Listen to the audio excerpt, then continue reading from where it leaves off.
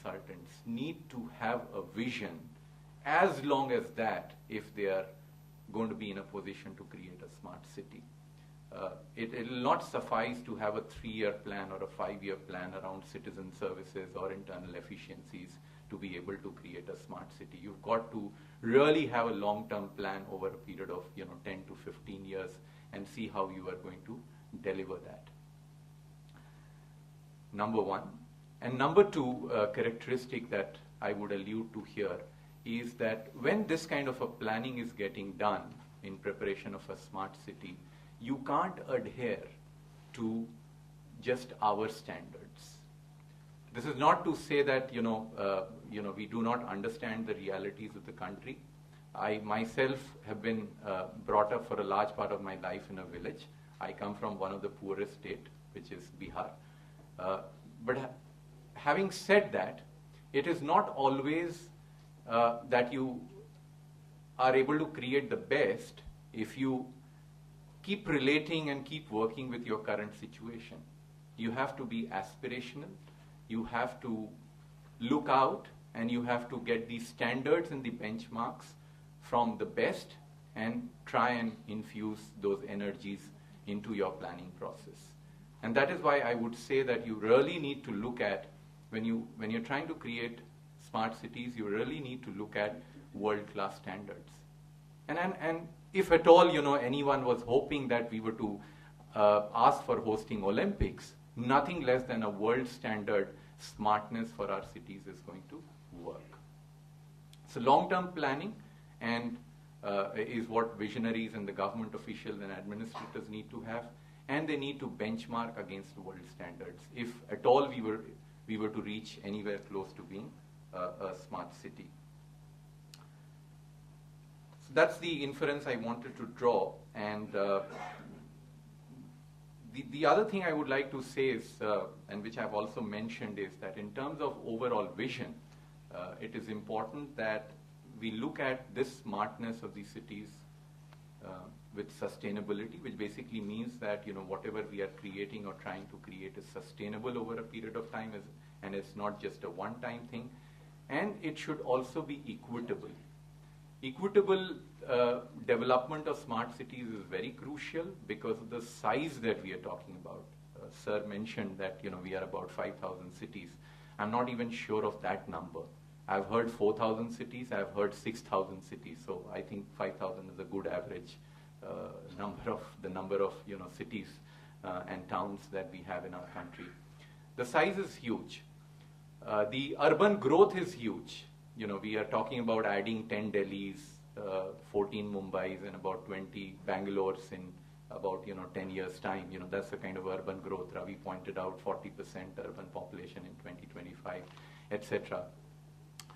Now, this whole thing about moving towards fewer cities is going to be very, very problematic. Just as earlier we heard articulation as articulation on the fact that let people stay where they are, create all the infrastructures, facilities in places where they are, which is a very, very good idea, because then it creates an equitable development, it reduces the pressures on fewer cities, and so on. So just as you would want to restrict rural migration to urban areas, similarly you might want to also keep a balance on development of these 4,000 or 5,000, 6,000 cities, whatever number we have, rather than trying to create or focus around 3 or 4 or 5 mega cities, because that's again going to be very, very difficult.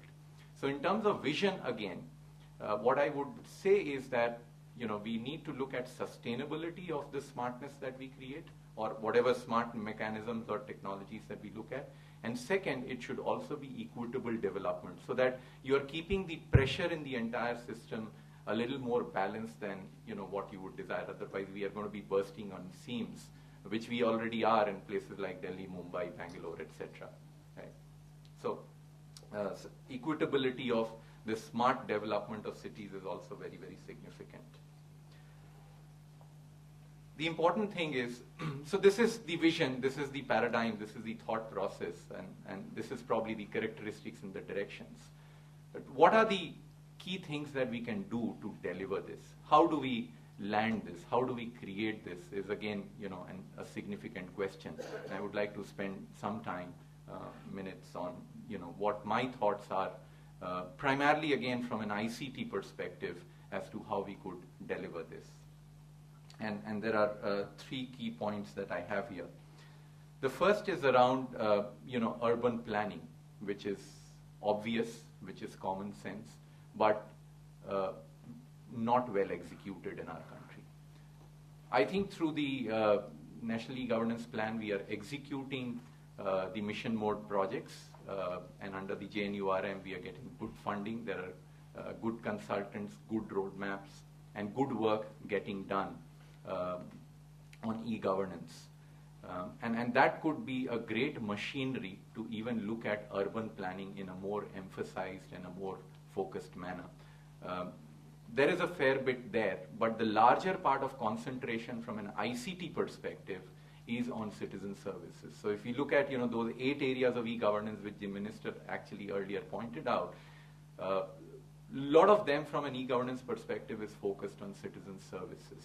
There is an element of planning in there, but I think we need to jumpstart the need for urban planning in those areas. And that could, from an ICT perspective, and I'm not talking about an infrastructure perspective, because I don't think I'm in a position to comment on how transport should develop or how the solid waste management system should develop.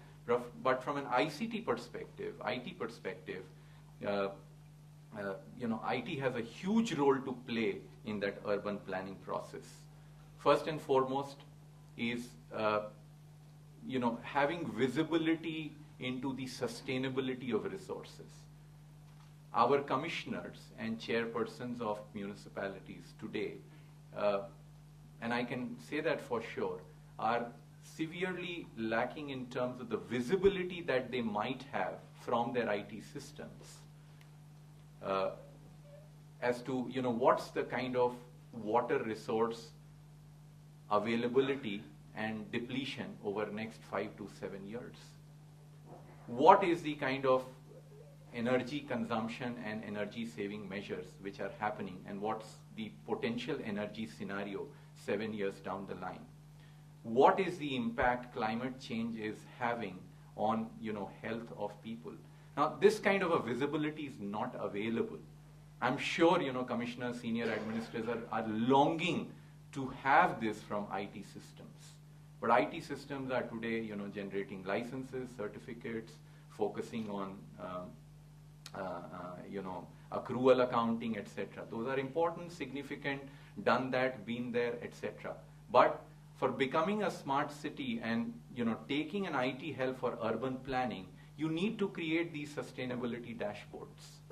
And unless the senior officials, administrators have these sustainability dashboards, they are not going to get a picture of what's coming. It's all very, it then becomes person dependent, and a person can't have visibility all across such large phenomena. So I think these sustainability dashboards are going to be very important. Project planning, project management is going to be very important. GIS, of course, from a planning perspective is very, very significant. The other most important thing from a urban planning perspective is also, and that is where IT can help significantly, is to provide interoperability and integration across agencies which operate to create a smart city. So there is not one organization, there is not one municipality. In Delhi, you can count the number of organizations which are going to be responsible for creating a smart city. Right? There is an NDMC, there is an MCD, to say the least. Then you have host of agencies which are going to be important. There's going to be a Delhi Transport Corporation, there's going to be the electricity agencies, there's going to be the metro, there is going to be the Delhi police itself will be a significant part of creating elements of smart city. So there are these Delhi is a large city, but even if you went to a smaller one, there are going to be these multiple agencies, 10 to 15 agencies which need to collaborate together and work together and share certain IT systems and IT infrastructure, to be able to create that mechanism of urban planning which will cater towards smart city. So You need to look at platforms, you need to look at solutions.